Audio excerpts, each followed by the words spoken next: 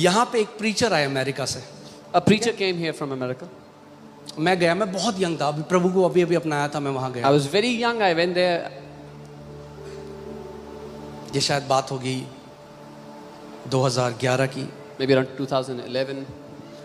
और एक बहुत पावरफुल मिनिस्ट्री उन्होंने करी. बहुत यंग प्रीचर थे वो, And बहुत he did- पावरफुल, वो प्रे कर रहे थे और प्रभु का काम हो रहा था.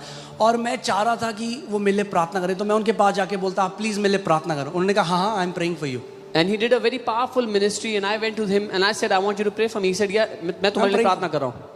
फिर वो कहीं और चल जाते. Then he would go to someone else. मुझे तो इंग्लिश ही समझ में नहीं आई पहले. I didn't understand. I will pray for you, या ये क्यों ऐसे क्यों बोल रहे हैं, I am praying for you. मैं तो पहली बार मिल रहा हूँ. ये कह रहे हैं कि मैं तुम्हारे लिए प्रार्थना करूंगा कह रहे हैं, या ये कह रहे हैं कि मैं तुम्हारे लिए प्रार्थना कर रहा हूँ. मतलब वो जो इंग्लिश में कह रहे थे वो ये कह रहे थे, मैं तेरे लिए प्रार्थना कर रहा हूँ. He was telling me in English that I'm already praying for you. फिर मैं गया वहाँ पे, मैंने please pray for me. I went to him. I am praying. मेरे लिए प्रार्थना करो. He said, मैं पहले ही कर रहा हूँ तुम्हारे लिए प्रार्थना. फिर मैं खड़ा हो गया उनके सामने. Then again, वो I stood समझ before गए. him. He understood. कह रहे go and pick my Bible and come. He said, जाओ मेरी बाइबल लेके आओ. और उन्होंने बाइबल का पहला पन्ना खोला और He उसमें opened the लिखा first था page. Ankit. On the first page of his Bible was written Ankit.